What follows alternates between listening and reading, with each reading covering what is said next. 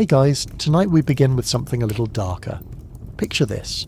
You're wrapped in silk, sipping wine in a marble courtyard, while a monkey in a tunic hurls olives at your face, and your lapdog scratches itself bald beside a fountain that smells like old cheese and something recently deceased. Welcome to ancient Rome, where wealth meant owning a leopard on a leash, your parrot could recite Latin poetry, and your bathroom goose had anger management issues. It was luxurious, yes, but only if you ignored the mange, rabies, fleas and decorative bowls of perfume masking an avalanche of animal waste. So before we slip into the scented chaos of Roman elite life, go ahead and like the video if you enjoy your bedtime stories with a hint of horror, and drop a comment with where you're tuning in from and what time it is for you. I love seeing our little global village grow.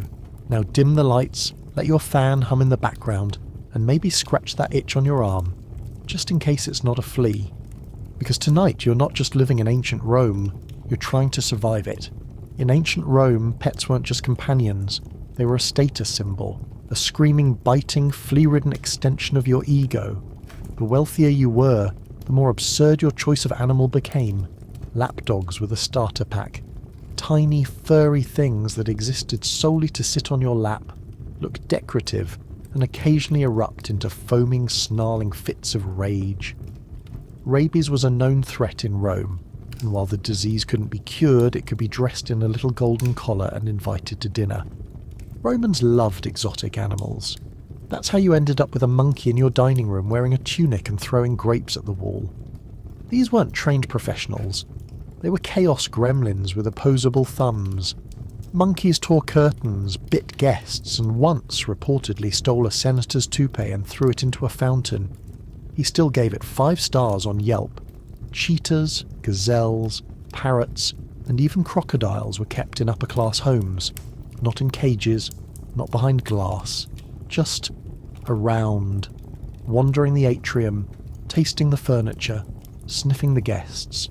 You walk through your home, past fountains filled with flower petals and goldfish imported from Egypt. The floor is littered with olive pits, pigeon feathers, and something suspiciously wet. You avoid it. You've learned not to ask questions before breakfast. You try to reach the kitchen. A goose blocks your path. It hisses. You back away slowly. You will not win this battle. The goose owns this hallway now. Here's a fun fact. Romans didn't use soap. They used oil. To bathe, you first covered yourself in scented oil, then scraped it off using a curved metal blade called a strigil. That oil collected everything. Dirt, sweat, dead skin, body lice. And then you'd wipe it onto a towel or the wall. Some public bathhouses even reused it, sold it, or shared it with friends. And yes, people brought their pets to the baths. It was a social event. You might be lounging naked in a cloud of steam when someone walked in with a small dog wrapped in a purple towel. Nobody blinked. These places were warm, wet, and filled with communal strigils, disease, and the occasional duck. Parasites thrived. Skin infections were common. But if you smelled like jasmine and honey, everyone just assumed you were clean. Perfume in Rome wasn't a luxury. It was a weapon. A fragrant shield against the stench of wet animals, sewage, and whatever died behind the statue of Bacchus last week. Homes were saturated in myrrh and floral oils. Floors were sprinkled with crushed petals. Servants flung herbs into fountains just to keep the vomit smell under control after parties. You crouch next to your tiny lapdog, who is scratching itself bald and wheezing like a rusted bellows. Its name is probably something like Gloriosa, or Death Blister. You pat its head, and a flea jumps onto your arm. You're not surprised. In fact, ancient Roman veterinarians did exist, but mostly for horses and livestock. Household pets got herbal compresses, bizarre ointments, or were thrown in the river when they got weird. This was also true of parrots that stopped reciting poetry. Birds were everywhere in Rome. Parrots, ravens, songbirds, all prized for mimicry and flair. But their cages were rarely cleaned. Respiratory infections spread fast, and bird droppings were considered unlucky, unless they hit someone else, in which case it was hilarious. You try to eat breakfast in your courtyard. A monkey drops a date into your wine. You drink it anyway. It's already been a long day.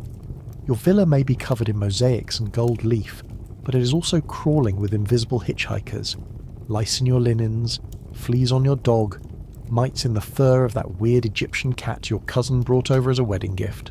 The worst part? This was considered civilized. Lower-class Romans had no pets, no perfumes, and no atriums. Just rats, roaches, and the occasional pig sleeping in the doorway. So if you were rich, you wanted the chaos. You wanted everyone to see your status parade of semi-domesticated disease vectors. It meant you'd made it. You lie back on a cushioned couch as a peacock strolls across your mosaic floor. It lets out a cry that sounds like someone being murdered in a tunnel. Your parrot responds with a quote from Ovid. You close your eyes. Somewhere in the villa, a monkey is chewing on your sandal, and just as you begin to drift off, lulled by the scent of rotting lilies and damp goose, you wonder, was the luxury ever real? Or was it always just a beautifully scented disaster held together by perfume and denial? Either way, you'll need a second strigil, because the next room is worse. It's where they buried the pets. And they didn't always stay buried. Just when you're starting to wonder if that bald spot on your lapdog is normal, you remember something truly comforting. There's no vet. Not a real one anyway. Not one that cares about the wellness of your parrot's emotional support monkey. Not one that has a waiting room with bad magazines and a basket of free liver-flavoured dental chews. Number. In ancient Rome, if your pet was sick, you had two options: herbs and hope. You sit on a carved marble bench while a servant gently fans your sweaty brow. Your lapdog is wheezing again, making a noise like someone accidentally stepped on a bagpipe made of mouldy goat. You look at the servant. The servant looks at the dog. The dog coughs. The servant shrugs. You both go back to pretending everything is fine. Veterinarians did technically exist in the Roman Empire, but only if you were livestock. Cows, horses, mules, and occasionally camels got all the attention. If your prized lapdog lost an eye fighting a goose in the atrium, the best you could hope for was a prayer to Asclepius and a warm compress made from boiled leeks. There were ancient medical texts that mentioned animals, sure. Aulus Cornelius Celsus wrote about wounds, fevers, and purgatives. But again, these were meant for creatures you could ride, milk, or eat. The idea of lovingly nursing your three-legged monkey back to health after it got into a fistfight with your cousin's cheetah just wasn't part of the Roman mindset. Instead, Roman pet care usually fell to household slaves or elderly family members. These caretakers would use old herbal remedies passed down through generations. Crushed mint for fleas, ground garlic for stomach pain, burnt olive pits mixed with honey to rub on bald patches. That last one only made things worse. One common Roman remedy for pet illness involved smearing tar mixed with goat fat onto the animal's body and wrapping it in linen strips like a burrito of despair. If the animal got better, it was a miracle. If it didn't, well, at least it smelled flammable. There are also accounts of treatments involving red coral, powdered antlers, and crushed pearls, which sounds luxurious until you realise it was often used to treat seizures. And sometimes the seizures weren't from a medical issue at all. Sometimes they were from being force-fed powdered antlers by a nervous teenager trying to impress his father with his homemade goose remedy. And yes, they did believe in astrology. Some pet owners timed their animal treatments to moon phases or planetary alignments. You couldn't just treat mange on a random Tuesday. No, you had to wait until Mercury was no longer angry, or Venus had stopped judging you. You walk through your villa with your sick lapdog wrapped in an old toga. You pass a family friend who gives you an approving nod and mutters something about Jupiter's favour. You don't know if that's encouraging, or if he's just glad it's your dog and not his. Even when someone tried to offer real help, it rarely ended well. There are documented remedies involving things like wine enemas for constipated pigs, applying hot ash to a horse's hooves, or feeding snakes to ferrets for respiratory infections. None of these worked. Most of them ended in trauma. But if it was written down on a scroll, someone was going to try it. You lay the dog on a carved stone table. A servant approaches with a bowl of crushed rose petals and a ladle full of vinegar. Not to treat the dog. That's just how they cleaned things. You ask for something to soothe the wheezing. They bring oregano and a lukewarm goblet of fish sauce. The dog stares at it like it would rather be sacrificed to Pluto. It wasn't uncommon for sick pets to be left outside overnight to let the gods decide their fate. This was considered merciful. If they survived the night, they were deemed blessed.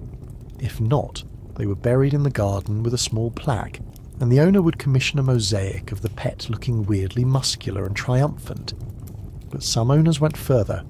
Inscriptions have been found honouring dead dogs and birds with poetic verses, curses on their killers, and even engraved tombs.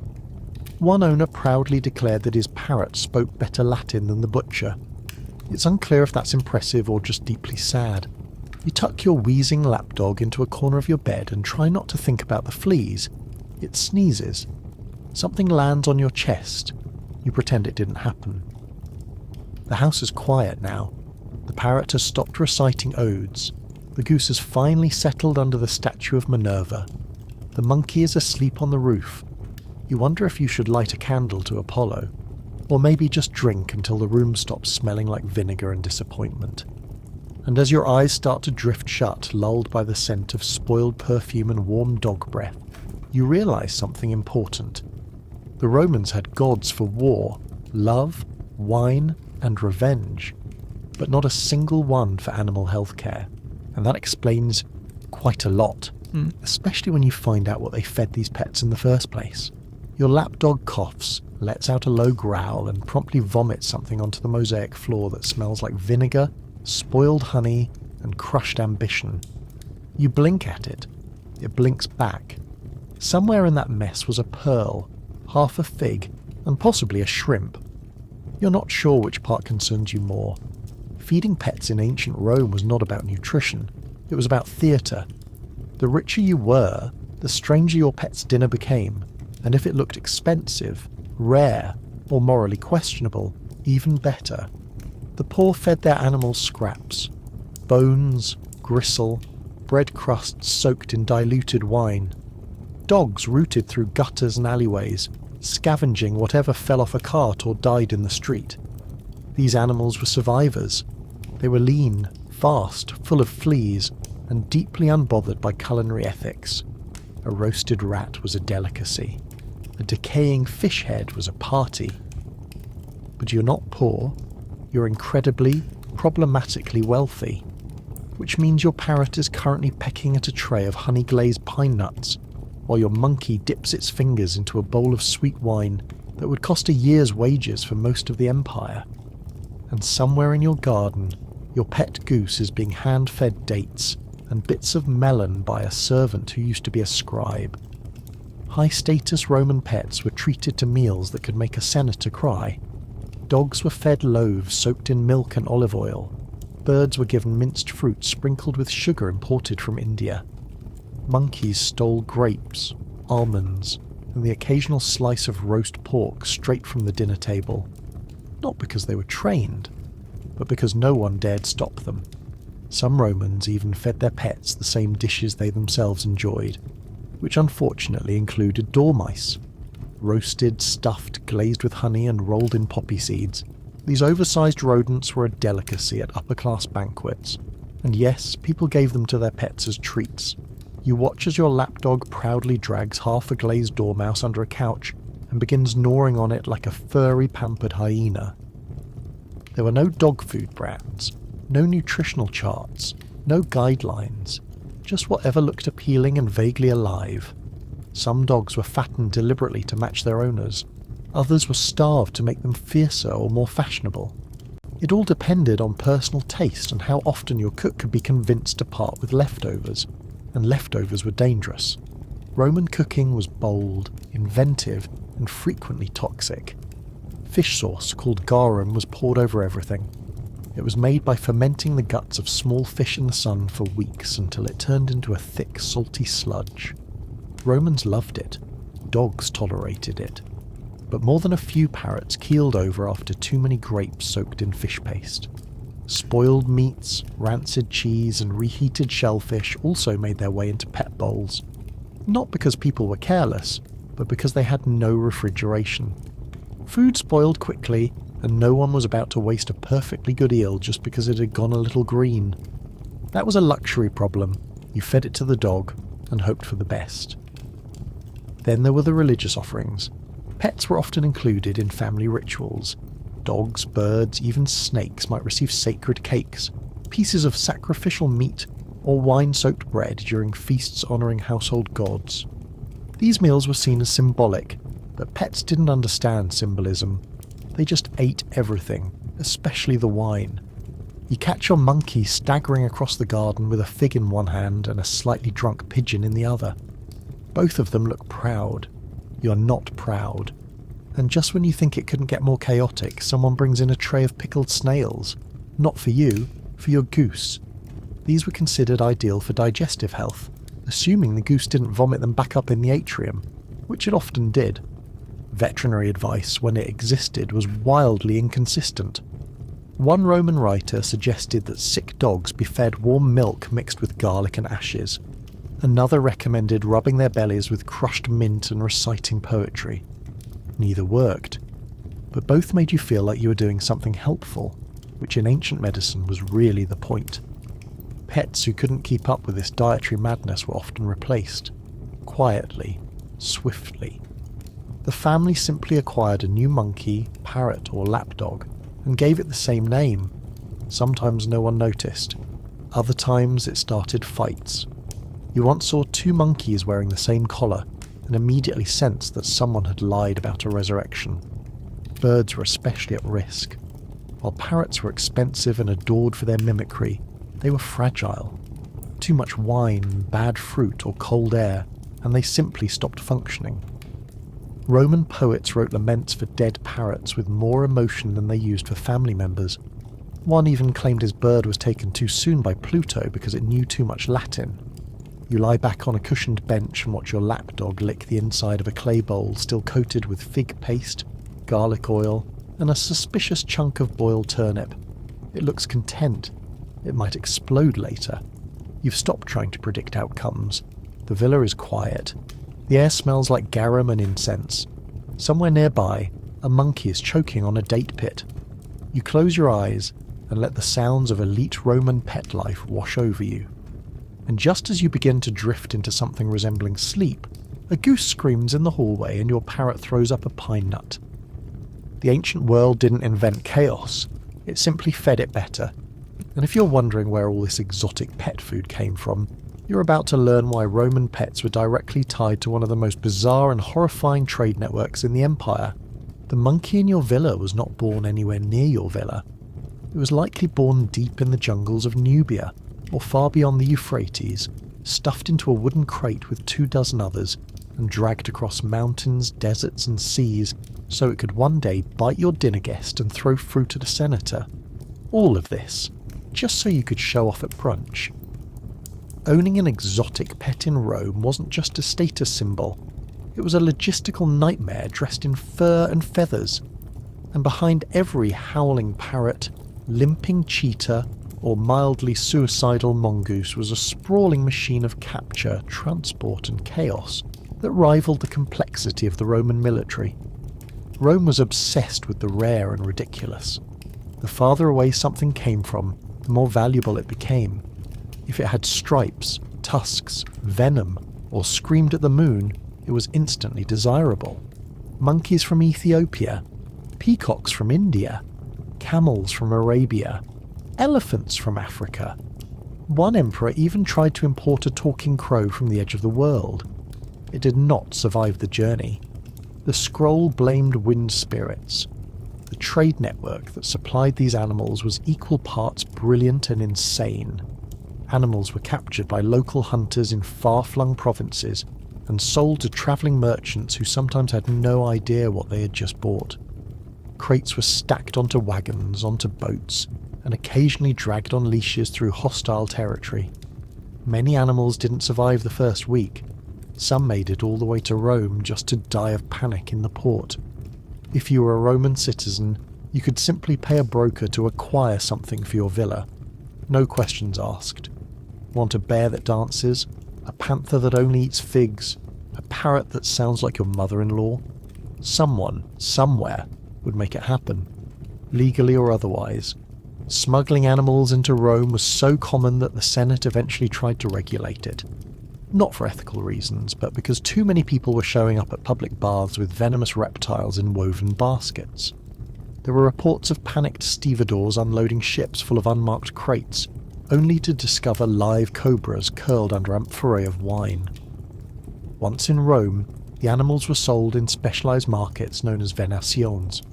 These were not peaceful petting zoos, they were loud, crowded, and occasionally violent. Traders shouted over one another while cages rattled with nervous predators, and half-dead parrots tried to quote Cicero. Prices varied wildly. A monkey might cost a few denarii if it was missing a tail. A healthy panther could cost more than a house. Rare birds fetched ridiculous sums, especially if they were colourful or prone to mimicry. One particularly prized parrot was said to have been sold for the equivalent of a year's salary just because it could squawk the names of Roman provinces during dinner. You try not to think about this as you watch your own parrot eat a wax seal and immediately regret it. It wheezes, coughs, and then goes back to pacing its perch like a furious accountant. Transporting animals once they were in the city was another issue. Elephants were marched through the streets with garlands. Monkeys were carried in baskets or just clung to shoulders. Snakes were wrapped around arms like jewellery. No one asked questions. This was Rome. If a man brought a baboon into a bakery, you simply made room. Some villas had dedicated animal rooms or gardens where creatures were allowed to roam semi-freely. These areas were often beautiful and deeply impractical. Marble fountains, imported plants, and cages lined with silk created an illusion of paradise. Behind the scenes, it smelled like damp feathers and fermented figs. Servants worked constantly to sweep, feed, and occasionally wrestle the more aggressive residents into submission. Escapes were common, very common. A cheetah broke into a bathhouse and refused to leave the caldarium. A monkey reportedly climbed a senator's statue and refused to come down until it was bribed with dates and a miniature laurel wreath. At one banquet, a peacock escaped its leash and started attacking guests who wore purple. The guests screamed.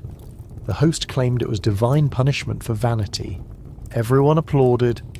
Despite the chaos, owning exotic animals was a sign of civilization. The ability to command nature, to collect the rarest creatures, and make them live beside your favourite couch was seen as Roman virtue.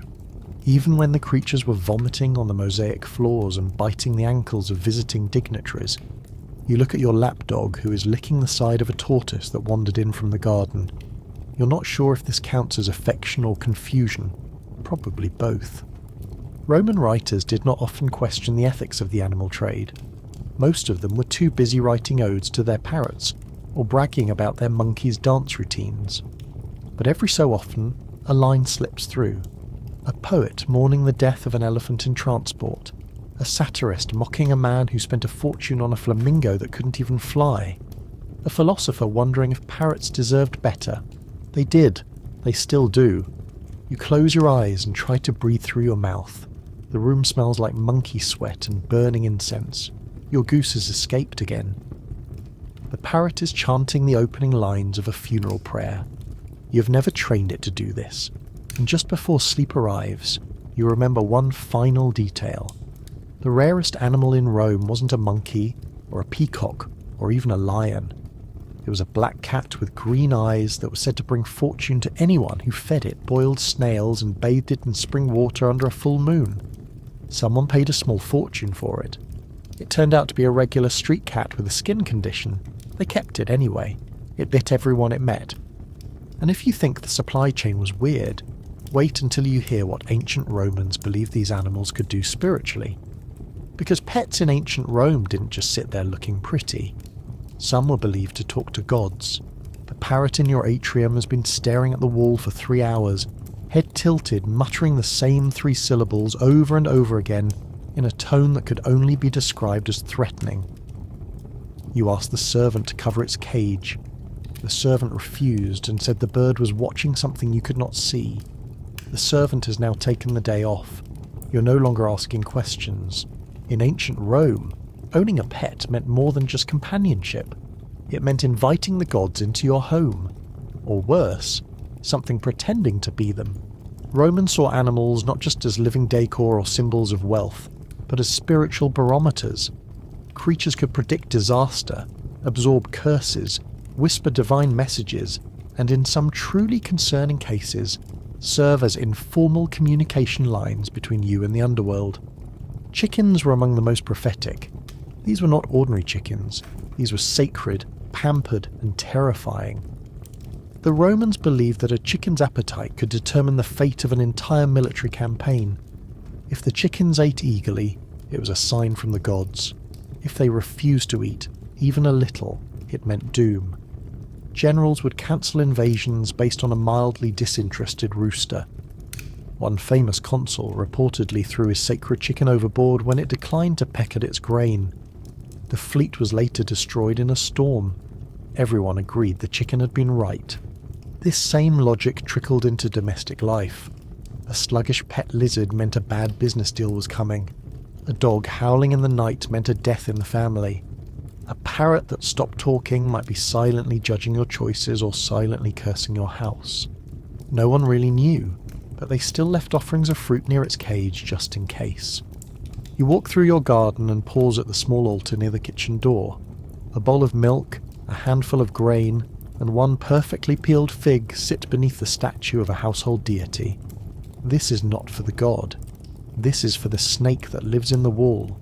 You do not know when it arrived. You do not know what it eats.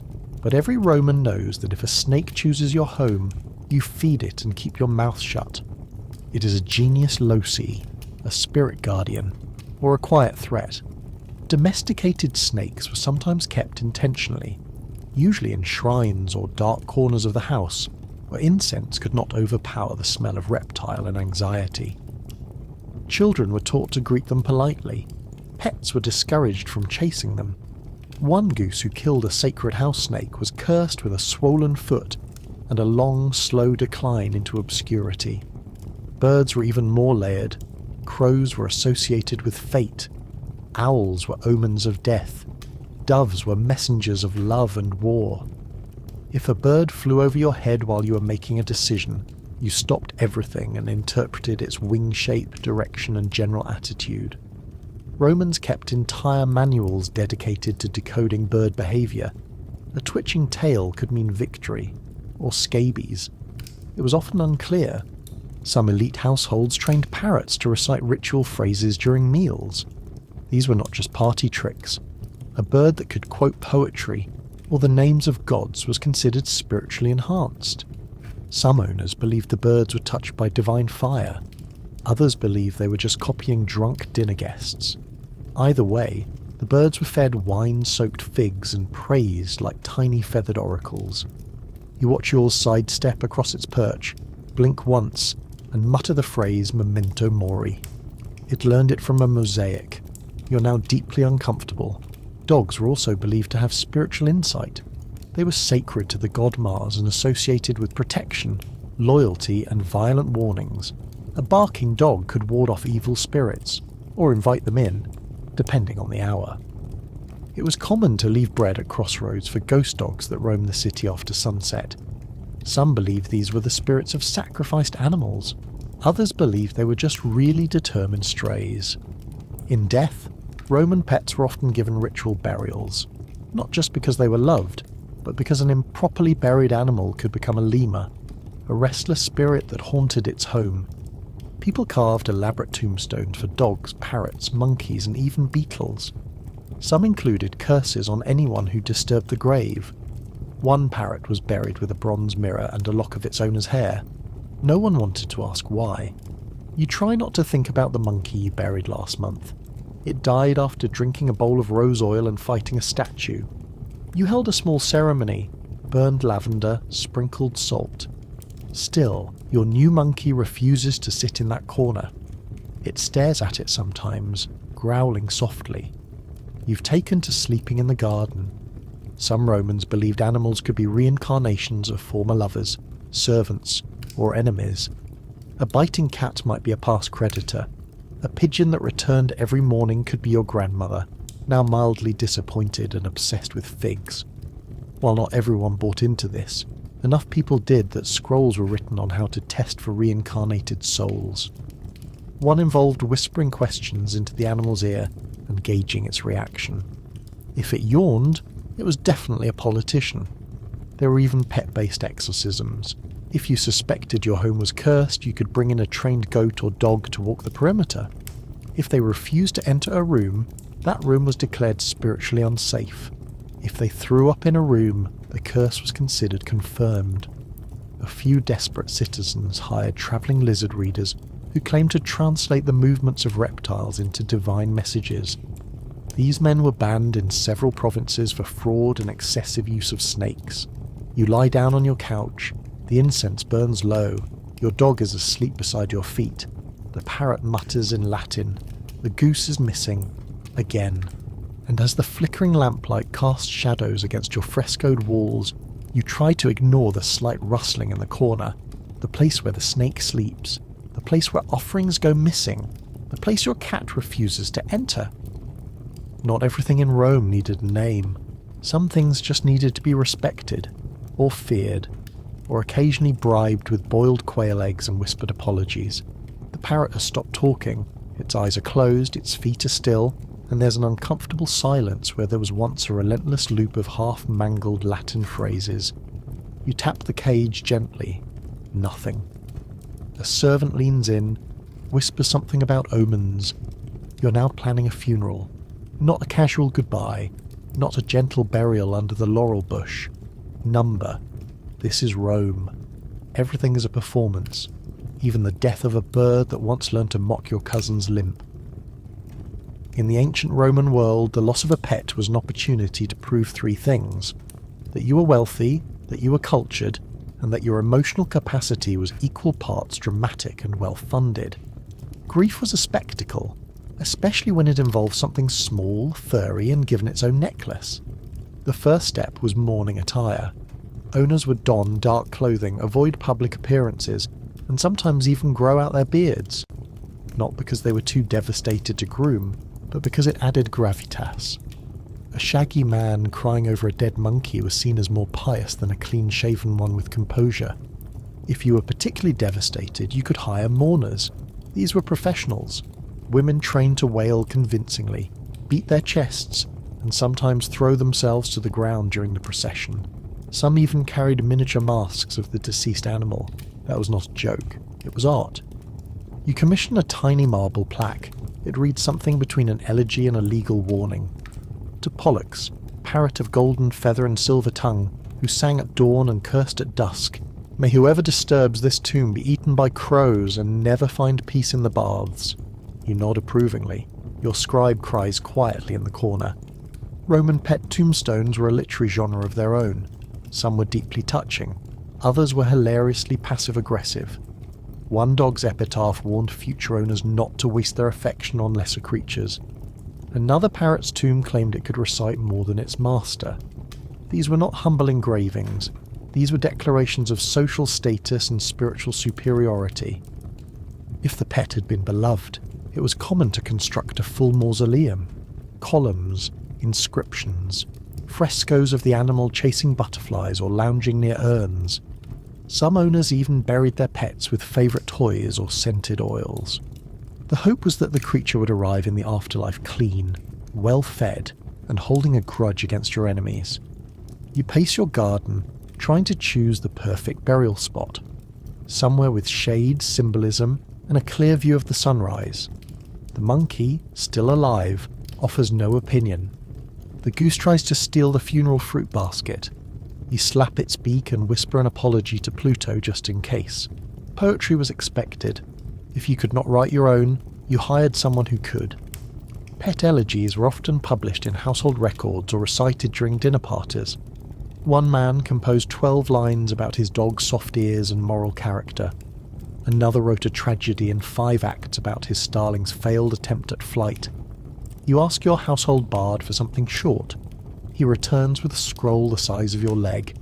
After the ceremony, guests would be invited to a post-burial feast. This was both a celebration and a deeply uncomfortable dinner party.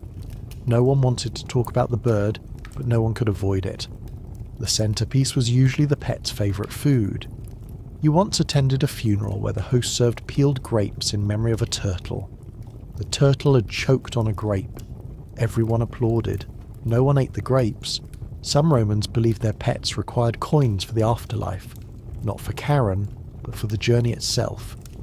These were often placed in the mouth, on the paws, or tied around the neck. A golden coin in a dead dog's jaw was a clear sign that the owner had taste, grief, and disposable income. You place a silver denarius near the parrot's claw and wonder if it's enough to cover long-distance travel. Occasionally pets were cremated. This required a small pyre, a quiet night, and enough oil to make sure the neighbours didn't call the magistrate. Ashes were collected in tiny urns, sometimes shaped like the animal itself. A monkey-shaped urn for a monkey, a bird-shaped one for a parrot. One noble woman commissioned a duck-shaped urn with rubies for eyes. The duck had been blind. You sip wine in silence as the smoke curls upward. The parrot is gone. Its cage is draped in linen. The garden is quiet. The monkey is not. It is currently throwing figs at the memorial altar and attempting to mimic crying. You let it continue. It seems respectful. Roman society encouraged public grief. Stoicism was admired in war, but emotional collapse over a dead pet was considered a sign of refinement. You were expected to mourn openly, poetically, and with enough flair to make your neighbours jealous. Grieving a pet was not weakness, it was pageantry. And when the mourning period ended, you were expected to replace the animal immediately. The villa could not be quiet for long. Silence was suspicious. A new parrot arrived within days. It looked nearly identical, it did not speak Latin. Yet, the priest blesses the tomb, you light incense, the guests begin to leave. One woman compliments the floral arrangement, another asks if the monkey will be performing later. You smile, thank them, and close the door. Inside, the new parrot stares at you from its perch. It blinks once, then coughs, then mutters something that sounds like a curse. You do not ask questions. And as the lamplight flickers against the fresh tombstone in the garden, you realise that in Rome, nothing ever dies quietly, not even the pets. And just wait until you see what happened when Roman pets started becoming gifts. Because gifting an animal in ancient Rome was a legal risk, a political statement, and sometimes an insult with fur. The monkey wasn't your idea. It arrived in a painted basket carried by 2 sweating servants and a note written in perfect cursive. A token of admiration and eternal respect. You opened the basket. The monkey bit your finger. You now have eternal tetanus. Gifting animals in ancient Rome was a tradition older than some gods. It was a mark of friendship, loyalty, diplomacy, or petty vengeance, depending on the timing. One day you were celebrating a political alliance with a peacock in a gilded cage. The next day your enemy sent you a goat trained to urinate on marble. Rome was not a culture of simple gestures. Every gift was a performance, and every animal carried a message.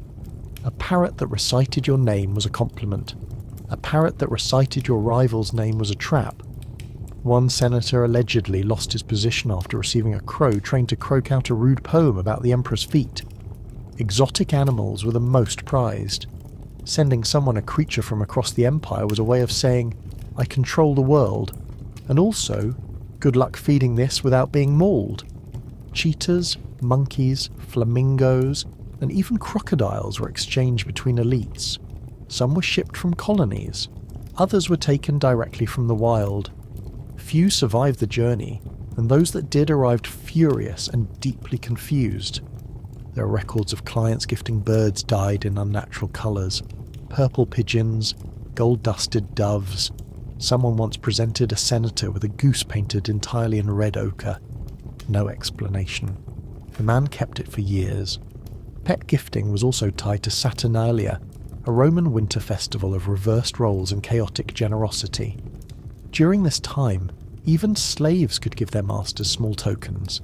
Sometimes that token was a mouse in a walnut shell. Sometimes it was a chicken wearing a laurel crown. People laughed. People cried. The chicken often escaped. A truly high-status gift might arrive with handlers. a miniature donkey covered in perfume, a cat adorned in woven silver cords, a trained magpie with a basket of olives. These animals were not always welcome. One poet wrote about receiving a drunken dormouse as a gift and pretending to be allergic to avoid responsibility. The problem with receiving a pet in Rome was that ownership came with expectations. You were expected to display the animal publicly, care for it visibly, and offer thanks in poetic form. Failing to do so was an insult. Declining the gift outright was social suicide. Accepting it meant dealing with the logistics of housing, feeding, and surviving a creature you never asked for. One general was gifted a tiger cub. He built it a private enclosure and invited guests to watch it bathe. The tiger escaped within a week and killed 3 goats, a painter, and a man delivering figs. The general blamed the figs. Some animal gifts came with rituals: birds tied to family altars, snakes delivered during fertility ceremonies, dogs given at weddings to symbolize loyalty. These were rarely cute. Most were large, loud, and already chewing on something important. A famous wedding once featured the release of 100 sparrows. 40 immediately died from stress. The rest ruined the buffet. Children were often given pets as birthday gifts. This sounds wholesome until you realize Roman children were sometimes presented with beetles, weasels, and in one case a porcupine in a decorative vase. There is no record of how long the child kept the vase, or the fingers. You sit at your breakfast table staring at the monkey still chewing your wax seal collection. The man who sent it to you included a poem praising your wisdom and strength. You know he meant the opposite. Romans had mastered the art of insult by compliment. Sending a misbehaving animal was a coded way of saying you were incompetent, soft, or deserving of public mockery. The more exotic the pet, the sharper the edge. A senator once sent a friend a blind mole wrapped in silk. The note read, "For your keen political insight." They never spoke again. Emperors played this game with sharper claws. Caligula reportedly gifted a high-ranking official a snake. Nero once sent an ambassador a lion cub along with a musician to sing to it. The cub ate the musician. The ambassador declined future correspondence. These gifts often required entire support systems. You couldn't just toss a crocodile into your atrium fountain and walk away. You needed handlers, fences, food, and sometimes bribes to keep your neighbours from filing complaints with a magistrate. A single animal could become a lifetime of inconvenience. Worse still were the animals no one could identify. A travelling trader once gifted a noblewoman a creature described only as furry, long, and perpetually sneezing. It lived in her cellar, was worshipped by 3 servants, and vanished during a thunderstorm. She refused all gifts afterward. You walk past your goose, not your original goose. This one was a gift from a military officer who insisted it had divine vision. It honks at statues and pecks anyone wearing sandals. It has attacked 4 guests and once bit a priest. You cannot get rid of it. That would be offensive. You're now spiritually bonded to a living curse in feathers. Some Romans tried to regift these animals, but this was dangerous. If the original sender found out, it was considered a declaration of war. One regifted parrot reportedly returned to its original owner and exposed the entire affair by repeating the phrase "wrong house" over and over during a dinner party. The fallout lasted years. You lie down on your stone bench listening to the sounds of birds, monkeys, and mild regret echoing through your villa. You think about the note that came with your newest acquisition. A creature worthy of your intellect. It was a snail. It has since escaped. Roman gift culture was never about the gift. It was about the message. And with pets, the message was rarely kind. It was performance, insult, admiration, and chaos in one confused package with claws, and it only got more dangerous when those animals were brought into public. Because ancient Roman streets were already alive with noise, smells, and fire. Adding half-domesticated animals into that mix was a recipe for theatrical disaster. The goose is not cooperating. You tried to lead it down the marble steps with a trail of soaked dates, but it turned around, honked at a senator, and began chasing a child with the determination of a tax collector. The monkey is tangled in your toga. The parrot is shrieking about betrayal, and you have only made it as far as your front door. Taking a pet out in public in ancient Rome was less of a walk and more of a performance art piece that occasionally ended in litigation. These were not housebroken animals. They were symbols of wealth, divine messengers, therapy projects, and mild security risks. Yet people paraded them proudly through the streets like status accessories with teeth. You step into the via, where the smells of crushed olives, horse sweat and boiling vinegar fight for control of your nostrils. The cobbled road beneath your sandals is slick with something unidentifiable. Probably fish, possibly worse. A crowd parts reluctantly as you pass, half gawking at your ensemble of fur and feathers, half moving away for self-preservation. Roman cities were dense, loud, and poorly regulated. The streets hosted merchants, food stalls, religious processions, political rallies, sewer runoff, and more animals than anyone ever counted.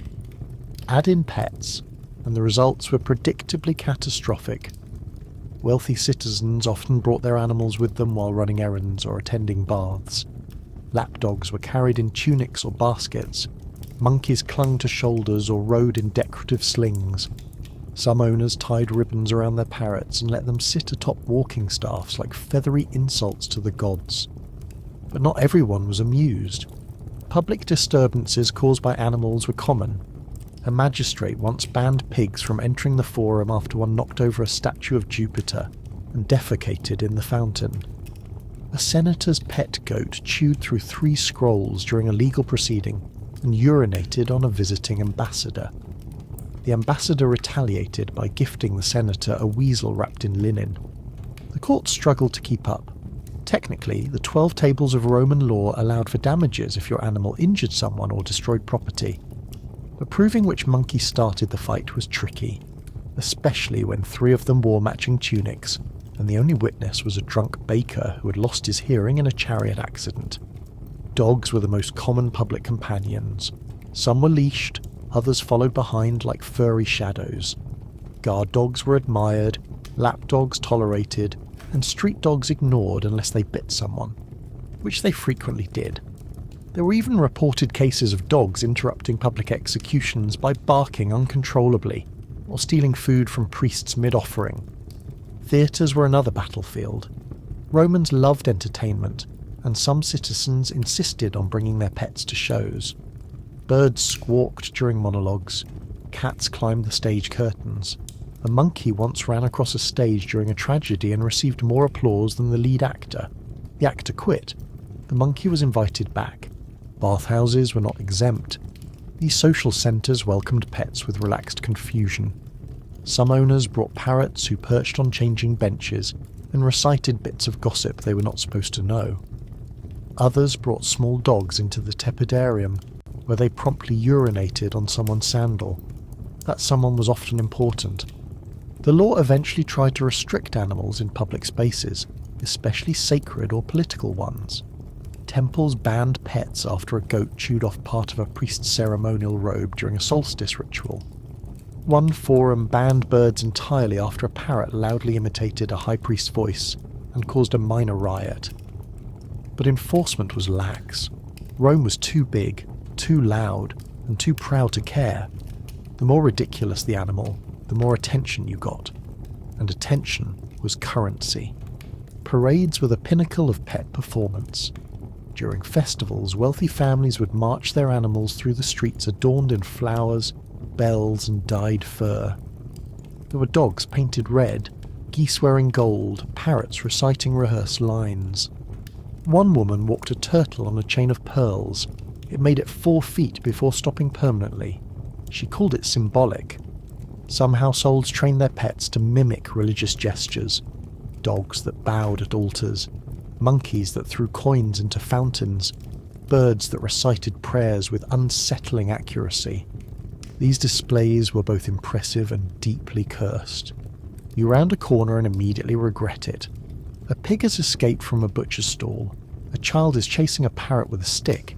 Someone's dog is fighting with a goose over a fig. A man is arguing that his turtle has legal right of way. The street smells like crushed garlic and regret. You consider turning back, but the monkey bites your shoulder. The parrot screams again. You've come this far. Markets were especially vulnerable. The presence of animals guaranteed chaos. Monkeys stole dates. Dogs chased hens. Birds pooped on merchant scales. Goats knocked over pottery stands and stood there like statues of spite. One famous vendor trained his dog to bark when someone lied about coin weights. The dog was murdered in an alley. The city mourned for a week. Animals often escaped. Entire street shutdowns occurred when someone's peacock wandered into a bakery, or a cheetah got loose from its garden leash. These events were rarely violent but always dramatic. Bystanders screamed. Priests blessed themselves. Someone usually fainted. You make it to the forum and sit on a warm stone bench trying not to cry. The monkey is chewing on your sandal strap. The parrot is now screaming legal terminology. The goose has disappeared again. You will have to apologize to someone, probably the temple. And yet, despite all of it, people kept doing this. Kept dragging their animals out in public, insisting it was normal, expected, even fashionable. Because in Rome, appearances were everything. And nothing said powerful citizen like arriving late to a public hearing covered in feathers and moral uncertainty. You close your eyes for a moment. When you open them, the monkey is gone. The parrot is quiet. A crowd is pointing at something near the statue of Minerva. You don't look. Some things are better left unidentified. And as the sun begins to dip behind the tiled roofs of the city, casting long shadows over a street covered in fur, feathers and gilt, you remember something else. Some Romans took things even further. They didn't just walk their pets. They trained them, not for entertainment, for war. And that was when things got truly absurd. The monkey has returned. It's missing half a sandal, smells like incense, and appears to be wearing a tiny bronze helmet that you definitely did not provide.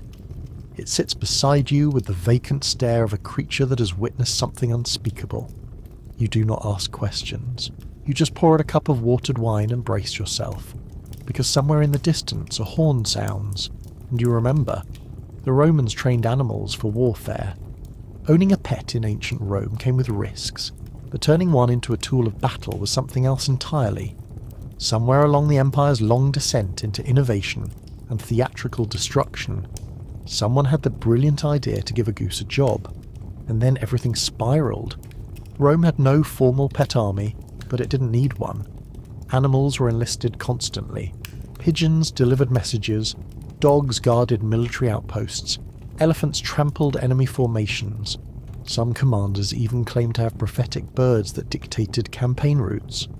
One general refused to cross a river because his parrot sneezed. Let's begin with dogs. Romans adored them in both civilian and military life. The Canis pugnax, or war dog, was a broad-chested beast trained to bite, bark and intimidate. These dogs were bred for size, endurance and sheer fury. They wore armour made of leather or bronze, sometimes with spikes, and were sent charging into enemy lines like hairy battering rams with teeth. Some were even taught to guard corpses until reinforcements arrived. There are records of entire squads refusing to retrieve fallen comrades until the dog gave permission. Even in cities, dogs served as guards and enforcers. Some villas kept pairs of trained hounds that responded only to hand gestures and hated all forms of musical instruments. You don't know why. The scrolls don't say, but the silence of a flute could save your life. Then came the geese. Sacred to Juno, these birds were revered and feared.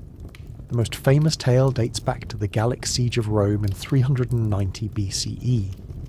As the story goes, the city's guard dogs failed to react, but the geese stationed in the temple of Juno began shrieking as invaders scaled the walls. Their noise roused the defenders and saved the citadel. The dogs were punished. The geese were promoted. You cannot make that up. Someone probably gave them wreaths. After that, geese were stationed at critical temples and government buildings, not as decorations, as alarms. They had their own feeding schedules, ceremonial honours, and festival appearances. Woe to the servant who forgot to feed the geese. One was reportedly pecked into a coma. More experimental minds took things further. Flaming pigs, for example, were deployed against war elephants. Elephants, despite their size and power, were easily spooked by unfamiliar sounds and smells. Soldiers would coat pigs in flammable substances, set them ablaze and send them squealing into enemy lines. It worked. The elephants panicked. So did everyone else, including the pigs. It was considered a success. The ethics of this were not discussed. Pigeons served a nobler purpose. Used to carry messages over long distances, they were trained to fly between fixed points with scrolls tied to their legs. Military outposts, trading colonies, and private villas sometimes kept dovecotes for this reason. Some messages were political, others involved gossip, wagers, or petty insults. One general sent a pigeon with a note that simply read, "I am still alive." The figs were not. That pigeon was never seen again. Cats were rarely used in war, but occasionally employed in espionage. Their silence and agility made them ideal for infiltrating temples, storerooms, or enemy camps. There's a half-preserved account of a cat that repeatedly stole ceremonial bread from a sacred shrine. The guards assumed it was a divine sign. The cat grew fat. No one ever caught it. Some Roman households used animals as punishers. Trained dogs were set on thieves. Geese were taught to chase debtors. There was even an aristocrat who trained a parrot to shout slurs at tax collectors. The parrot was arrested. No one knew what law it had broken, but the court record lists a seditious repetition. In the realm of spectacle, animals were armed for sport. In the arena, certain games featured dogs pitted against criminals or gladiators dressed as beasts. Birds with sharpened claws, goats with ceremonial armour, monkeys riding pigs into staged battles while music played. It was supposed to be amusing. It usually ended in screams. Outside of the military, pet weaponization took on spiritual tones. Sorcerers and soothsayers sometimes used animals to carry curses. A toad buried in a garden. A bird released at midnight with a cursed charm tied to its foot. One merchant claimed his rival sent him a box of fleas soaked in garlic oil as a hex. It worked. He itched for a month and lost 3 clients. Animal-assisted revenge became an art form. A man once trained his dog to relieve itself exclusively on a rival's doorstep. The dog was released at dawn each day, made its delivery, and returned by midday. This continued for an entire summer. No one caught the owner. The dog was applauded for punctuality. Even in legal disputes, pets were weaponized. One case involved a goose that allegedly honked every time a defendant lied. The judge allowed it in court. Another involved a monkey who testified by throwing fruit at whomever it disliked. The scrolls say the case was declared a mistrial. No further context. You sit on your bench, the monkey still at your side. It's holding a stick like a spear. Somewhere in your villa is a goose with an agenda and a parrot that now mimics trumpet calls. You begin to wonder whether the animals are organising. Roman pets were not just companions. They were soldiers, saboteurs, witnesses, and occasionally accomplices. And while all of that might seem absurd, it's not nearly as grotesque as what happened behind closed doors when Romans started breeding animals just to create the perfect pet. Because once vanity entered the equation, things got biologically ambitious. The monkey has started coughing, not the dramatic kind it uses when it wants fruit. A dry, shallow cough followed by a pitiful wheeze that sounds eerily human. You consider calling a healer, then remember the last one prescribed crushed oyster shell and goat saliva. You settle on wine and a prayer. Somewhere across the garden the parrot sneezes. You begin to suspect this is not an illness, it is inheritance. In ancient Rome, owning a pet was not enough. It had to look a certain way, move a certain way, suffer just a little for the sake of aesthetics. The rich wanted animals that matched their marble, that echoed their egos, and in time they began to breed for it. Selective animal breeding was not invented by the Romans, but they perfected its cruelty. Lapdogs were engineered to be smaller, fluffier, and more fragile. Parrots were bred for colour, mimicry, and theatrical death scenes. Even goats were shaped into symbols of fertility and wealth, trimmed, perfumed, and presented like livestock that had wandered out of a myth. Lapdogs were especially targeted.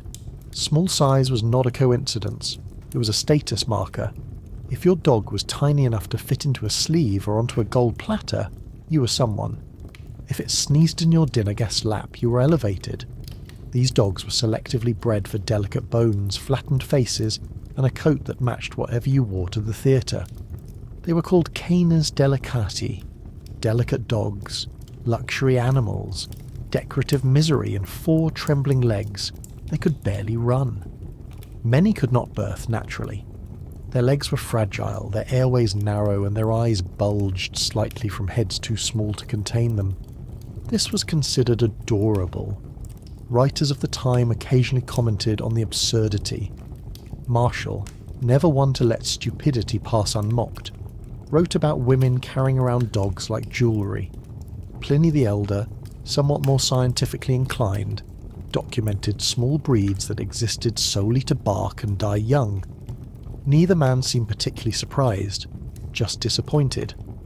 Roman breeders sold these dogs in marketplaces or directly to elite families.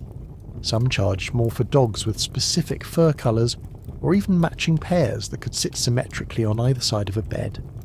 Others offered mute dogs that barked rarely or not at all, which usually meant they had been trained through starvation or pain.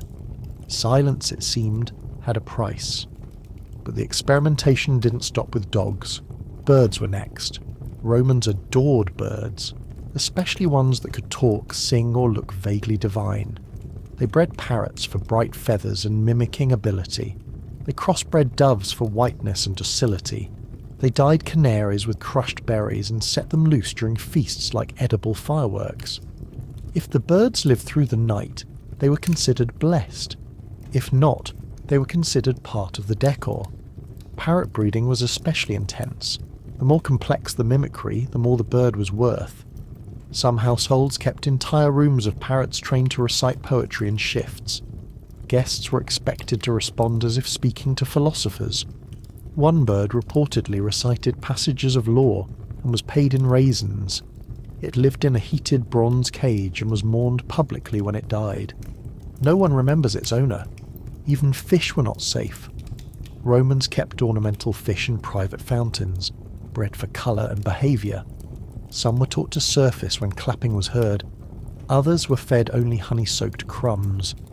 A few wealthy citizens requested fish that glowed faintly under certain oils. Whether this was true or just a result of fermented lighting conditions remains unclear. The breeding of exotic pets came with even stranger results. Monkeys were bred to be smaller, quieter, and less inclined to throw things. It didn't work, but breeders kept trying. There are records of mute monkeys, which likely meant animals that had undergone some form of vocal cord damage or trauma. They were praised for their calm nature and inability to insult guests.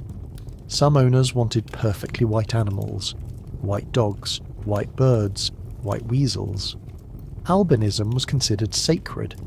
Breeders either sought rare specimens or used a blend of lime, ash, and crushed bone to whiten the coats of darker animals.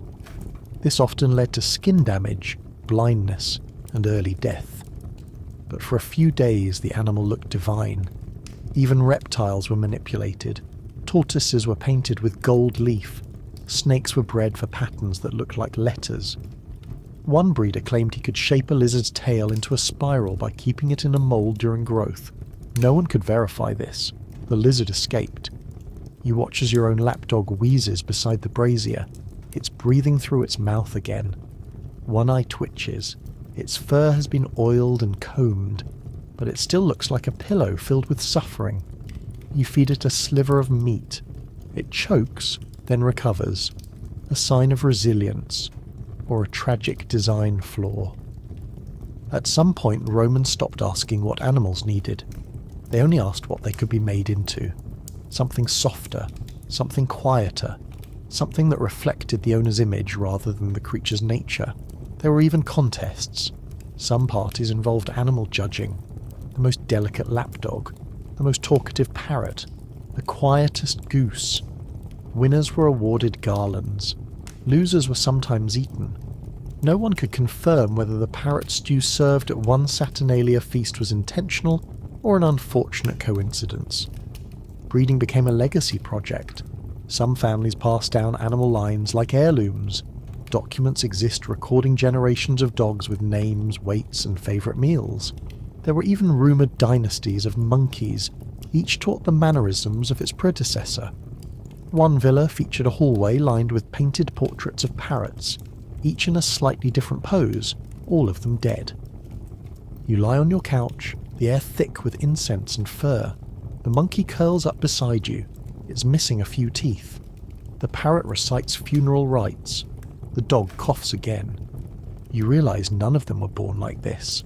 They were shaped, bent, adjusted until they fit into some nobleman's vision of what a perfect pet should be. And the price of that perfection was slow, wheezing, ornamental collapse. But for all the grooming, trimming and selective madness, none of it could protect them from disease. Because Roman pets were not just fragile, they were contagious, and their owners even more so. The dog is scratching again. First its neck, then its back, then a spot so specific and relentless that you wonder if it's been cursed. You lean over to check. Something moves in the fur. You lean back. A lot of things are moving. You pick one off your sleeve and try to convince yourself it's a crumb. In ancient Rome, you didn't need to be bitten by a snake or trampled by an elephant to die from your pet. All you had to do was pet it, kiss it, let it sleep beside you on your straw-filled mattress. Because Roman pets didn't just shed fur, they shed illness, constantly. Start with fleas. They were everywhere. The dogs had them, the cats had them. The monkeys were basically ambulatory flea colonies with thumbs. These were not the polite kind of fleas you can treat with a bottle of shampoo and a week of denial. These were disease-bearing, bone-gnawing parasites with no fear of gods or hygiene. Roman homes were warm, busy, and filled with animal bedding, which meant fleas had entire stadiums in which to multiply.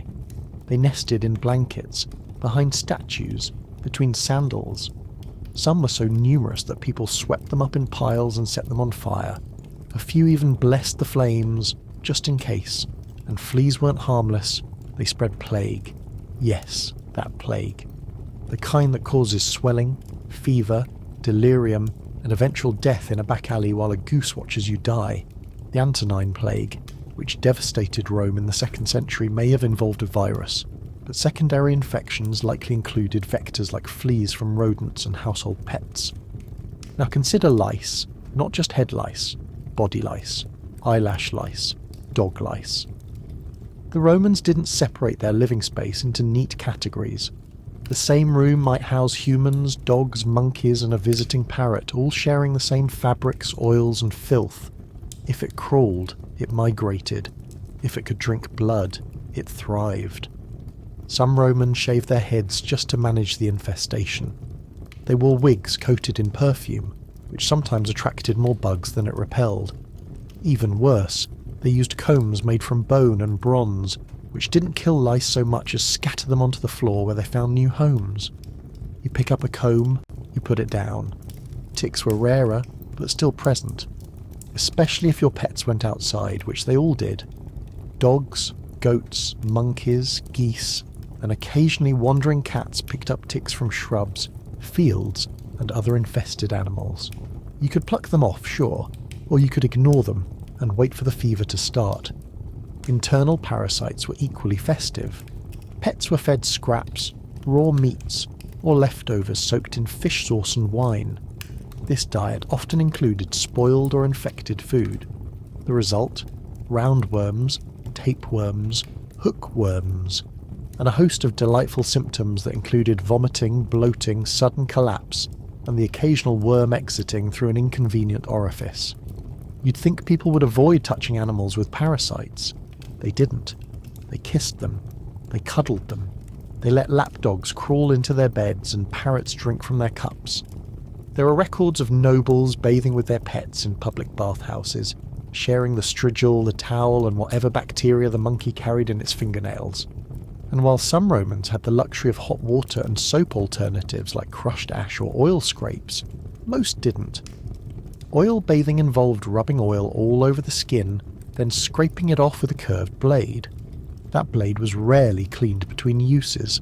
Sometimes it was used on pets, sometimes it wasn't used at all, and the oil just trapped the fleas under a protective sheen of fragrance. Birds were no better. Roman parrots, doves and songbirds lived in cages cleaned infrequently and fed fruit that spoiled quickly. Mold grew, mites nested, fungal infections flourished. Some birds developed chronic coughs, wheezes, and contagious skin conditions that spread to owners through casual contact or shared feathers in the bedding. Roman medicine, when it acknowledged these infections, offered remedies like garlic, vinegar, or smearing the affected area with crushed mint and praying to Asclepius. If that failed, they suggested relocation. Not for the animal, for you. Even the animals meant to prevent disease became vectors for it. Cats, rarely beloved in Rome but sometimes tolerated, were kept to hunt mice and snakes. These cats often carried fleas, ticks and scratches that led to secondary infections. One Roman philosopher wrote about a man who died from an infected cat bite. The man had tried to stop the cat from stealing cheese, a mistake with fatal consequences. There were also zoonotic skin diseases. Mange, ringworm and scabies passed freely from animals to humans. Itching, redness, hair loss. All of it blamed on bad luck or curses. Rarely was the parrot interrogated, and if your pet did die from disease, you were expected to bury it yourself. With your hands, in the garden, no gloves, no understanding of what microbes were. And yet the pets kept arriving, imported from distant lands, each one bringing new parasites with them. Tropical fleas, jungle worms, sand mites. Romans loved variety, even if it meant collecting plagues like they were coins. You feel an itch on your ankle, then one on your arm. You scratch, you look down. The dog is staring at you. The monkey is licking something off its foot. The parrot sneezes. You wonder if you can burn your robe without drawing attention. Despite all this, Romans rarely made the connection between their pets and their illnesses. The gods were blamed, or the weather, or the alignment of Venus. One physician suggested illness could be caused by sleeping near too much wool. Another suggested emotional imbalance. Neither mentioned fleas. Diseases spread silently, from monkey to child, from parrot to priest, from dog to dining couch to bathhouse to public forum. And because pets were symbols of luxury, no one dared question their presence. You lie back on your stone bench, now slightly damp from dog saliva and monkey paw prints. Your skin crawls, you itch again. And as your eyes close, you remember that Romans had another use for their pets.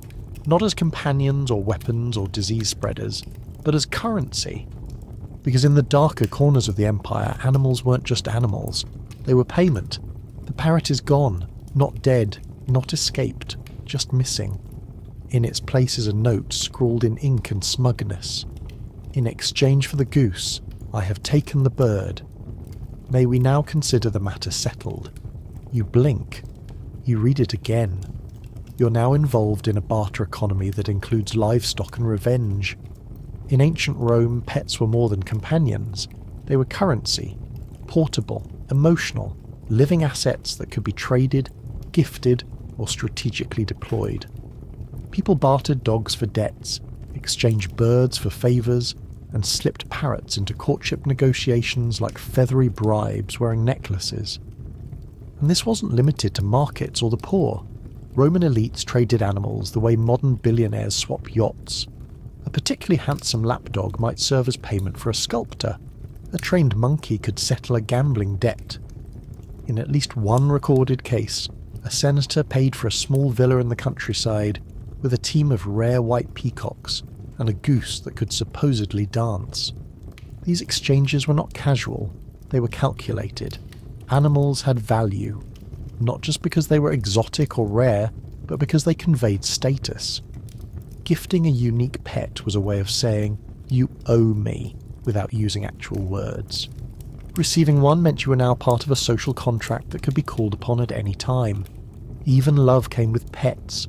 Dowries occasionally included animals, not many, just enough to make things awkward. A noble woman might arrive at her wedding with 2 slaves, a sack of grain, and a monkey that had to be fed rose petals and wine. Refusing the animal was offensive. Accepting it meant feeding it forever. Weddings were a prime venue for animal negotiation. Geese were popular, considered symbols of fertility and protection. So were doves, who were often released during ceremonies, although some were trained to return, creating what was essentially a wedding on a leash. Occasionally the doves refused to fly, which was interpreted as a sign of future marital stagnation. There were also pet-related bribes. A magistrate once received a pair of albino ferrets the day before ruling on a land dispute. He ruled in favour of the man with the ferrets. Coincidence? Possibly. But the ferrets were reportedly seen lounging on his dining table for weeks afterward. Temples too became entangled in the animal economy. Offerings were expected, not just food or wine, but sometimes pets. A dog given to Mars, a bird released for Apollo, a snake slipped into a shrine to Minerva with a ribbon tied around its middle. These offerings weren't always symbolic. Sometimes they were meant to curry favour, atone for sins, or distract a priest who was about to issue bad news.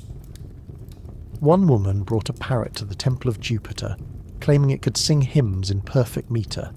It could not. It screamed through the entire ceremony, imitated a sneeze, and then passed out in the incense smoke. It was still considered a valid offering. In political circles, pets were used for leverage. A general might offer a rare monkey to a rival senator in exchange for silence on a vote. A governor once promised a citizen 3 trained geese if he withdrew a lawsuit. The geese were delivered. The man withdrew the case. Then the geese attacked a priest and were executed in a public square. Everyone agreed the debt was paid. The black market for animals was vibrant. Some creatures were so valuable that they were stolen and fenced like jewellery. Birds that could speak Latin. Dogs with pedigrees tracing back to heroic ancestors. A monkey that had once sat beside a consul and learned how to drink from a goblet without breaking eye contact. These animals were not sold in stalls. They were whispered about in bathhouses and passed through the homes of wine dealers and poets. Favours were repaid with animals, political debts, personal ones. A man rescued from a riot might receive a dove. A poet who composed an ode for a wedding might get a dog with a silk collar. One woman paid for medical treatment by offering her family's oldest parrot, which could recite her family tree in reverse. The physician cried. The parrot died a week later. You glance toward the garden, wondering if your own parrot will return. You find instead a goose tied to a post, wearing a necklace made of polished bronze coins. It honks when you look at it. You do not approach. Roman law occasionally tried to intervene. There were rules about property, about animal ownership, about theft and restitution. But there were no clear codes for pet-based bartering. If someone gave you a dog as a peace offering and you returned it with fleas, was that an insult? If a senator gifted you a monkey and then demanded a vote in the Senate, was that bribery or just culture? Even funerals involve transaction.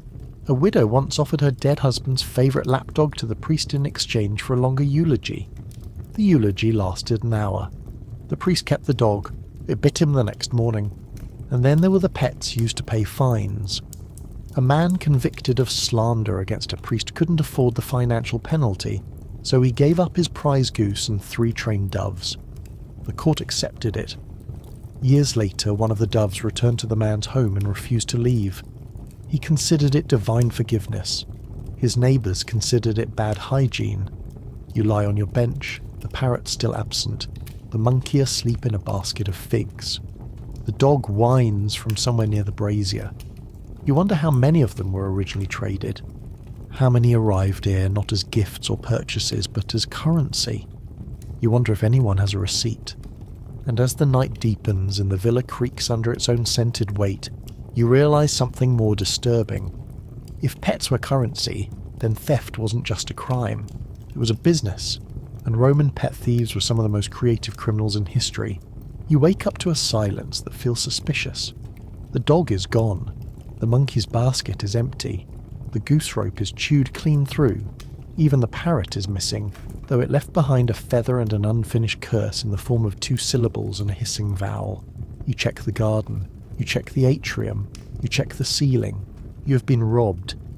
In ancient Rome, owning a pet was a gamble. Keeping one was a full-time job, but defending it from theft, that was almost impossible. The empire's streets teemed with pickpockets, smugglers and fraudsters, and some of the most lucrative targets weren't money or jewellery, they were animals. Pet theft in Rome was a booming business. It required no keys, no weapons, no forged documents, just a fast hand, a loose leash, or a distracted owner with too much wine in their system. Lapdogs disappeared from baths. Monkeys were lifted off balconies. Birds were stolen in daylight, often mid-recitation, and once they were gone, you never saw them again. You weren't supposed to ask where the new parrot came from, or how your neighbour could suddenly afford a talking goose that only insulted Etruscans. If it looked vaguely familiar, you simply complimented it and moved on.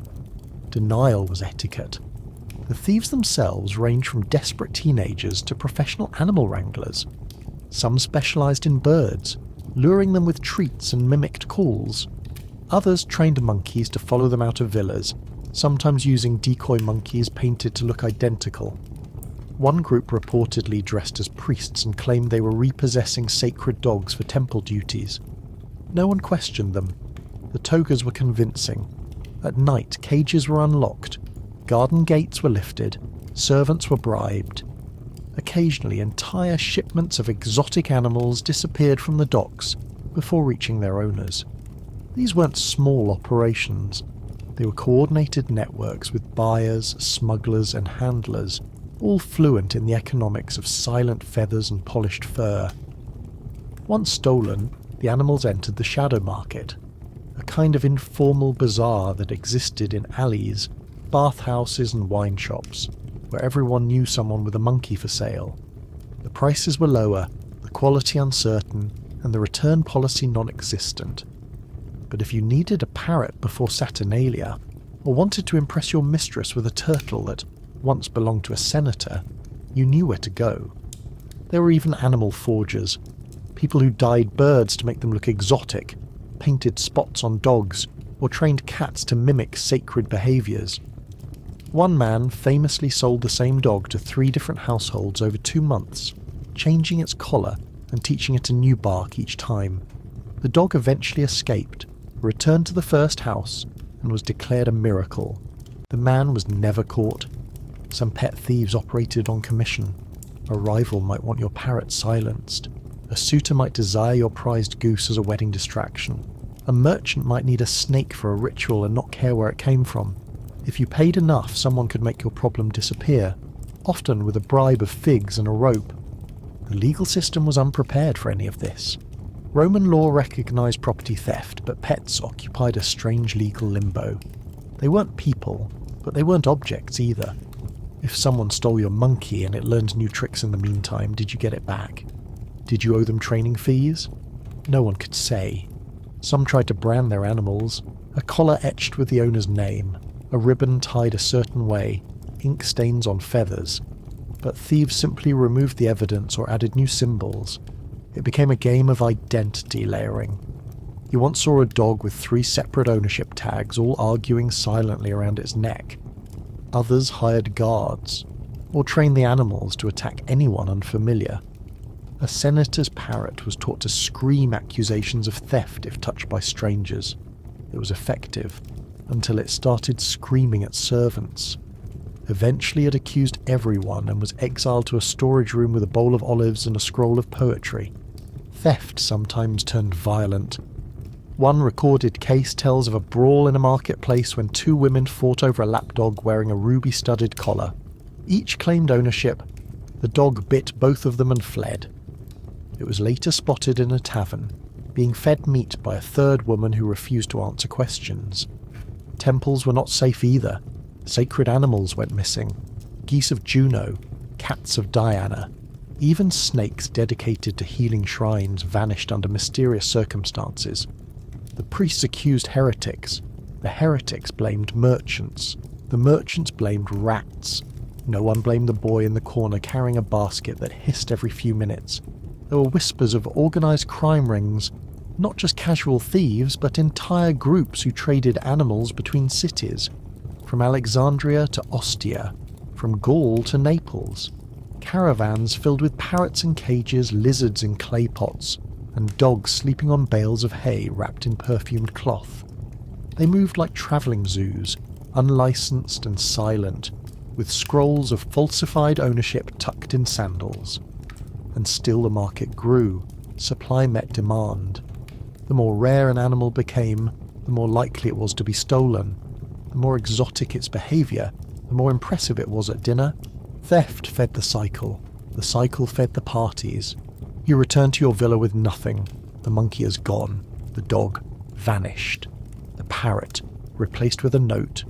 The goose might still be wandering the forum, or it's leading a protest against chariot taxes. You cannot say. And as you sit in your silent atrium, you notice something unsettling. The silence feels peaceful. Too peaceful, which means the thieves will probably return.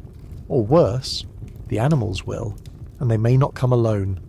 Because in some parts of Rome the pets didn't escape. They were released, on purpose. And the mess that followed changed everything. You're not prepared for the scratching. Not from the walls or the floorboards, but from the dining table centerpiece.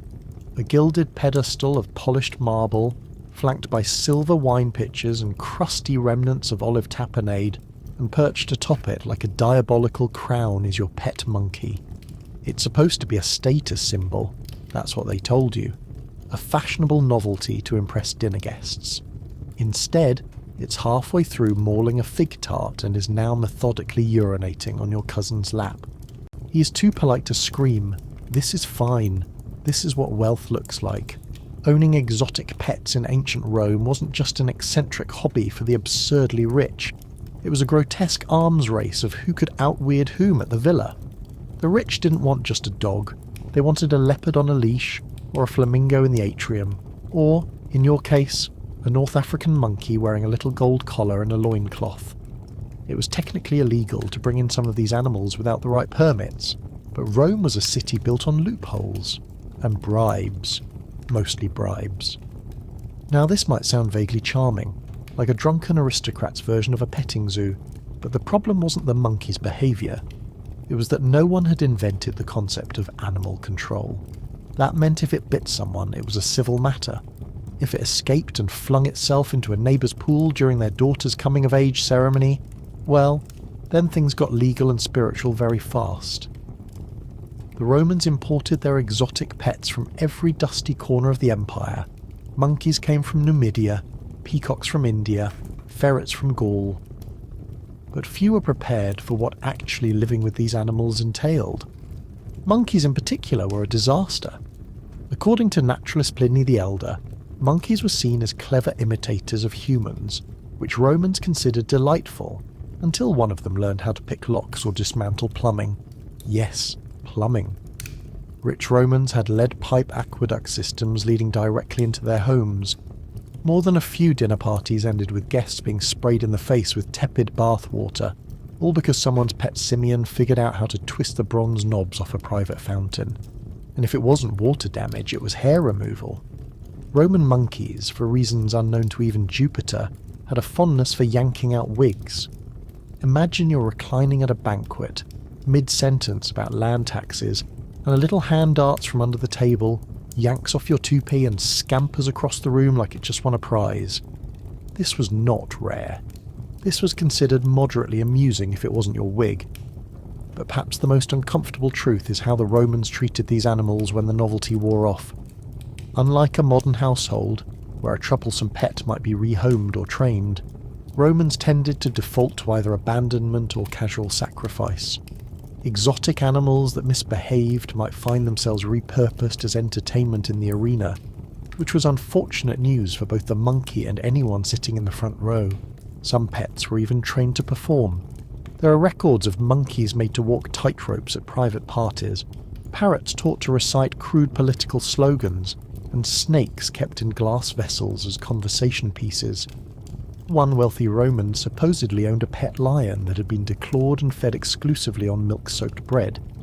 It was less a lion than a traumatized cat with delusions of grandeur. But it impressed guests, and that was the point. You, of course, can't afford a lion.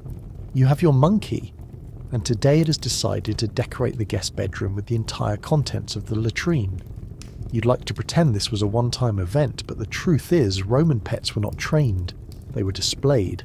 You didn't invest in obedience, you invested in shock value. The servants refused to clean it. You can't blame them. Slaves had more than enough work scrubbing frescoes and oiling down the family matriarch's feet. Dealing with a sugar-crazed baboon high on fermented date syrup wasn't in their job description. So you tried to handle it yourself, and now your tunic smells like vinegar and shame. By the time your monkey decides to take a nap in the bread oven, you're beginning to understand why the average lifespan of exotic pets in Roman households was tragically short. Disease was one reason. Rome's streets were a roulette wheel of parasites, but stress was another.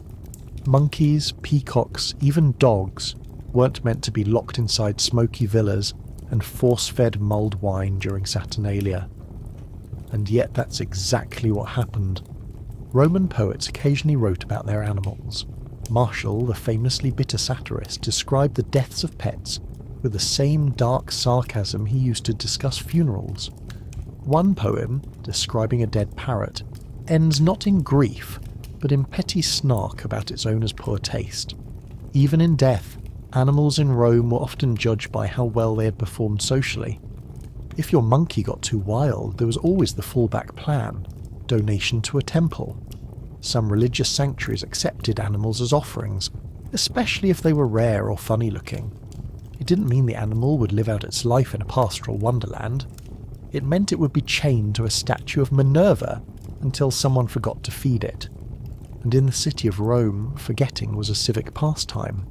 Forgotten monkeys were soon joined by forgotten peacocks and forgotten lizards.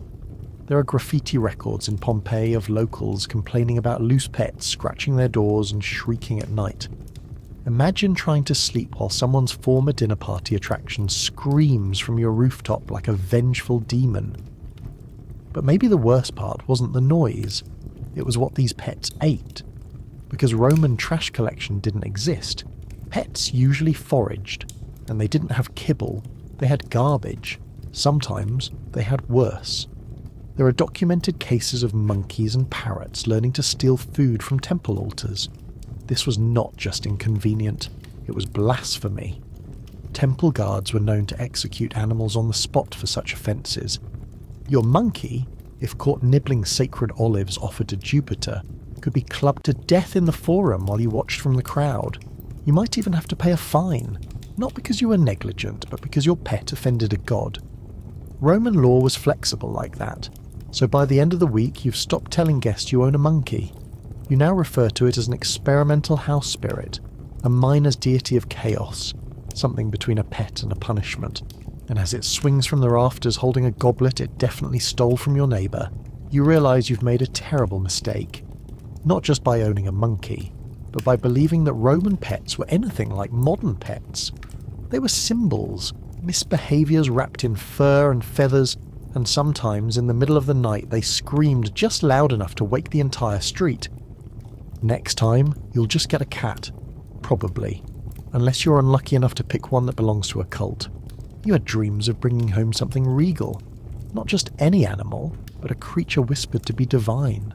Revered. Blessed by the gods themselves. What you did not know, as you stood proudly with your newly acquired honking nightmare under one arm, was that this animal would soon control your schedule, your diet, your finances, your temple access, and possibly your eternal soul. Welcome to Roman sacred goose ownership. There was a time when geese weren't seen as mildly aggressive farm birds. In ancient Rome, they were borderline celestial. After all, it was a gaggle of sacred geese from the temple of Juno that supposedly saved the city during a surprise Gallic invasion in 390 BCE.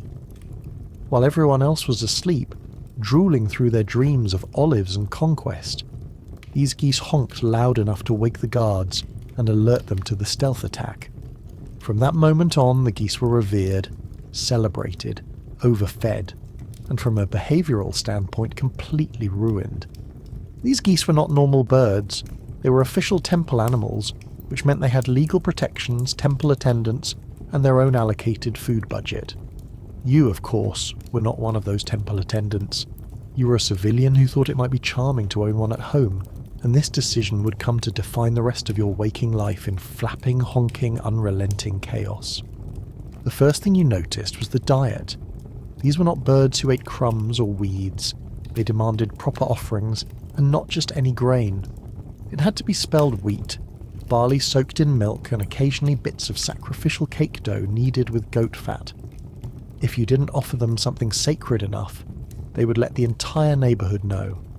The honking had a rhythm, like some kind of feathery war drum, and it only grew louder if your neighbours offered better tributes to theirs. Their behaviour bordered on divine tyranny.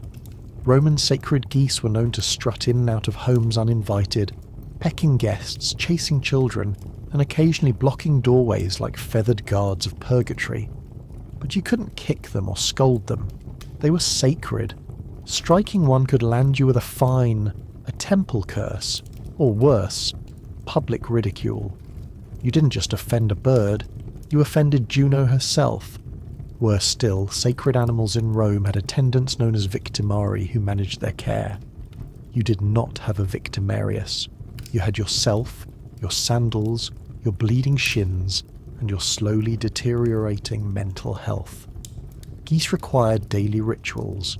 Temple geese especially were accustomed to ceremonial bathing. You tried to replicate this with a small marble basin. The goose rejected it, knocked it over, and demanded something with better acoustics for honking echoes. You ended up turning your atrium into a waterlogged shrine of bird anger.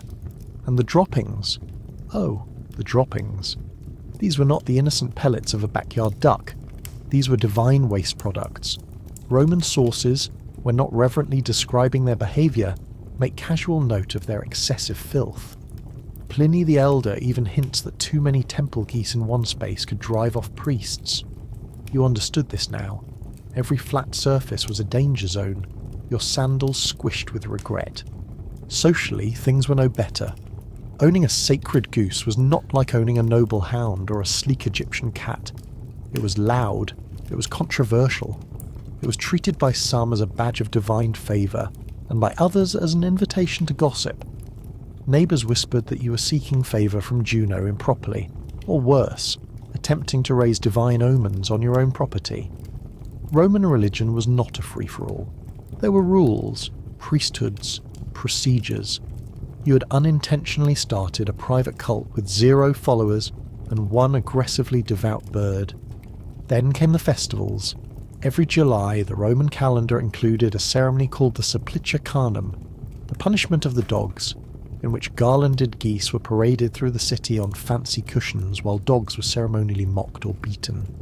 This bizarre event was Rome's annual way of commemorating the fact that the sacred geese had once saved the city, while the watchdogs failed. If you owned a sacred goose, you were expected to participate.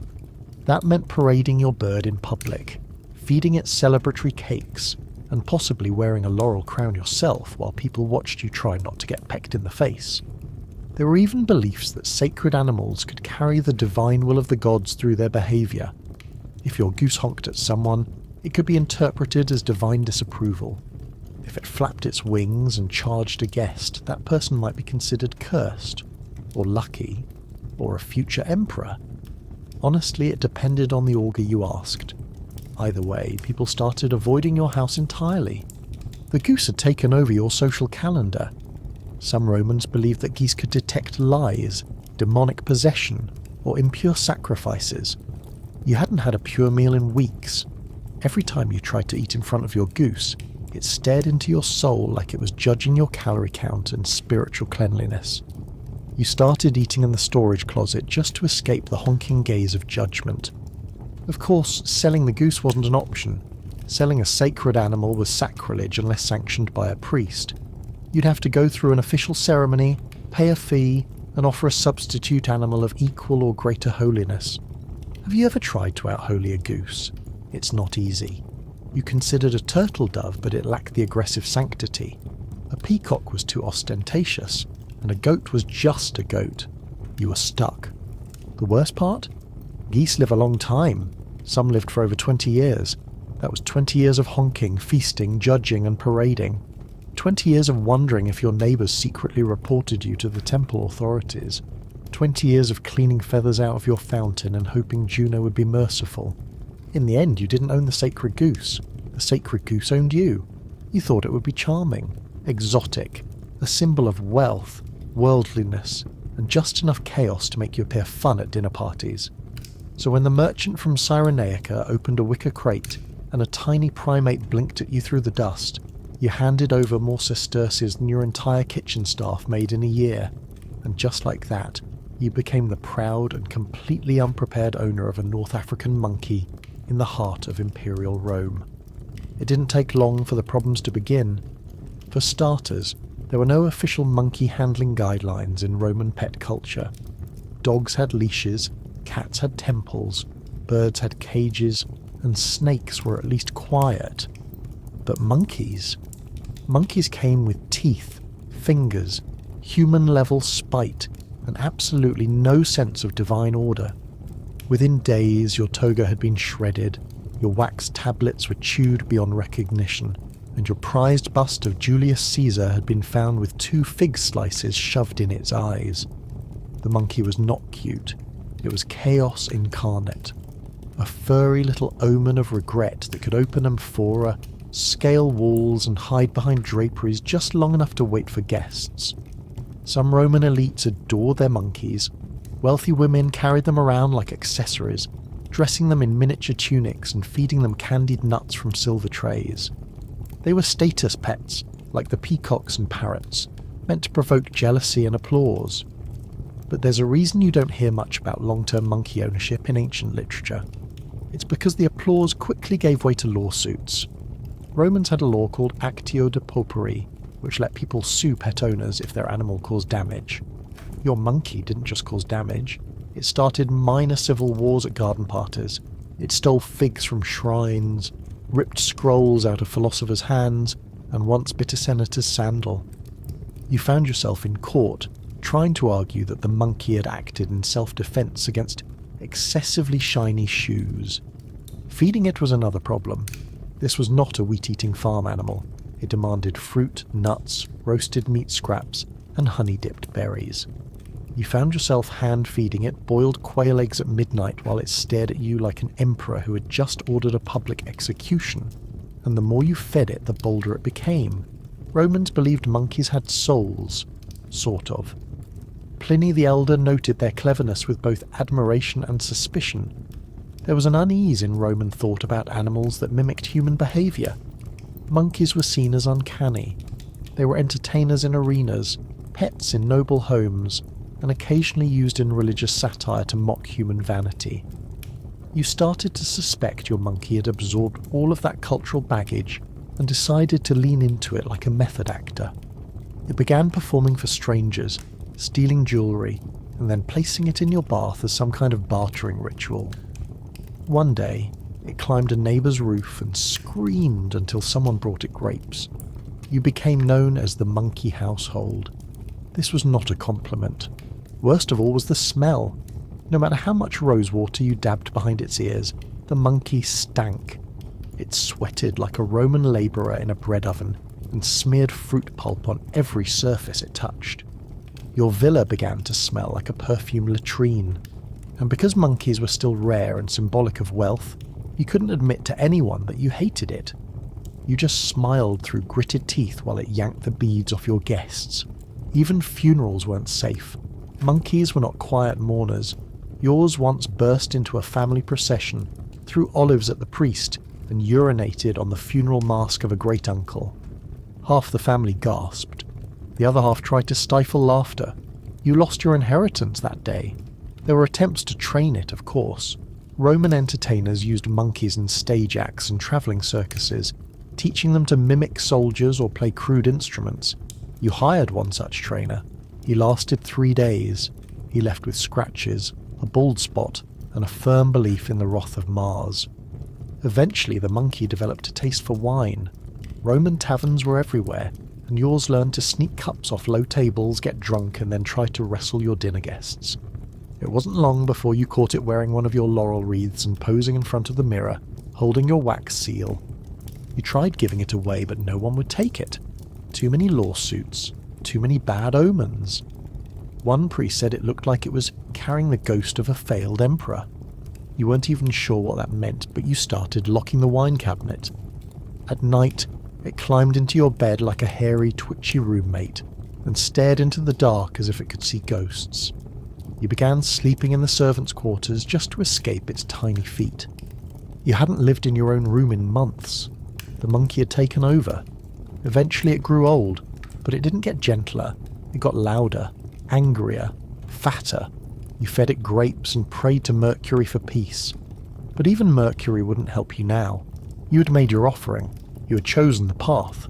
You were a Roman with a monkey, and the monkey had won. You barely even hear the footsteps. The sandals of a thief brush over gravel with calculated silence, shadowed by torchlight and ivy. But something else hears them. A sudden hiss cuts through the night. Not a dog, not a soldier, a goose. Specifically one of the sacred guard geese of Juno's temple on the Capitoline Hill, which, believe it or not, were once credited with saving all of Rome. These were not your average waddling farm fowl. These were ancient Rome's most shrieking, biting, wing-flapping, utterly unhinged home security system. You didn't install an alarm, you just fed a goose beans and prayed it would squawk at the right time.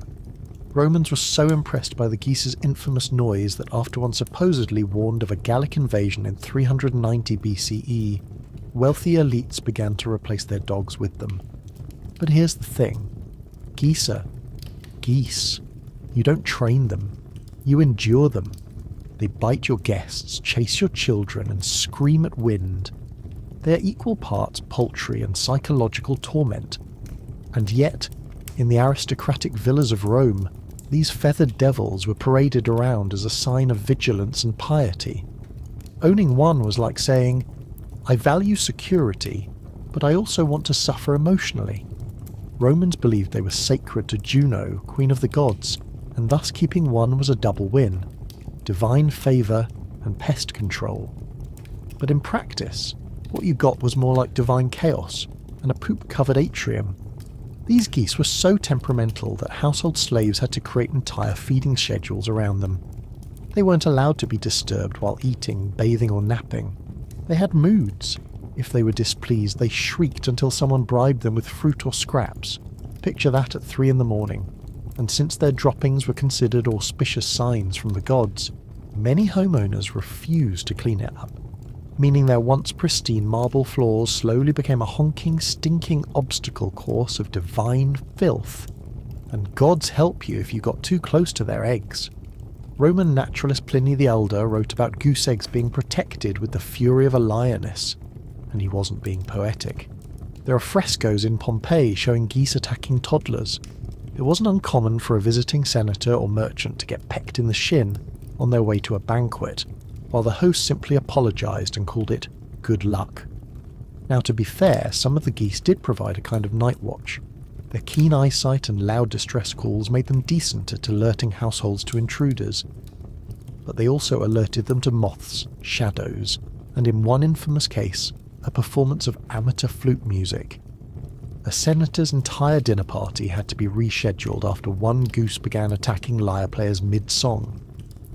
Witnesses described it as an omen of poor taste, though the lyre player insisted it was just a honk in the wrong key. It didn't help that geese lived a long time. Some families passed theirs down like heirlooms. Not only were you dealing with a shrieking feathered maniac, you were expected to cherish it because it once pooped on your grandfather's sandals during the Saturnalia feast. There are even records of geese being honoured with funerals, complete with laurel wreaths and miniature tombstones. Meanwhile, house cats, far cleaner and quieter, were still considered suspiciously Egyptian.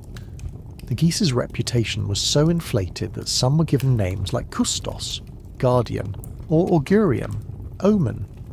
One source even describes a goose that wore a tiny bronze pendant as a sign of its authority.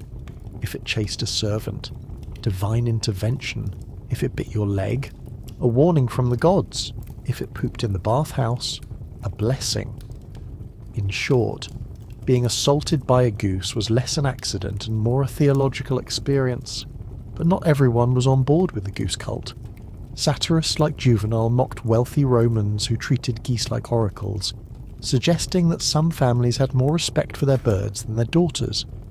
One particularly sharp quote notes that a Roman noblewoman was once ignored during childbirth because her husband was too busy interpreting goose droppings. Even the military got caught up in it. In certain camps, soldiers kept geese tied near supply stores, believing they would honk if anyone tried to steal rations. But this led to the infamous bread riot of Vindobona, where a pair of overzealous geese bit a cook, who then hurled a loaf of barley bread in retaliation. The birds retaliated harder. The camp nearly burned down. In time, as Christianity spread and older religious practices faded, the sacred goose lost its mystique. But for centuries, these birds ruled the Roman household with an iron beak and an unhinged scream. They were gods of noise, chaos, and very confusing omens. And if you think owning a pug today is high maintenance, just remember that at one point in history, you could be scrubbing goose droppings off an altar while being pecked in the face and thanking the heavens for it. So the next time you're tempted to swap your home security system for a goose wearing a sacred pendant, just remember that ancient Romans did it first, and deeply regretted it. Probably while limping to the apothecary with peck marks and a spiritual diagnosis of foul omen. If you made it this far without honking in horror, let me know in the comments which video you'd love to see next. Want more pet-related regrets? Curious about Roman ghost dogs? Maybe just wondering how many animals the Romans managed to turn into household disasters? I'm all ears. And if you enjoy listening to the gentle unravelling of historical suffering while trying to fall asleep, go check out the other videos on the channel. There's plenty more where that came from.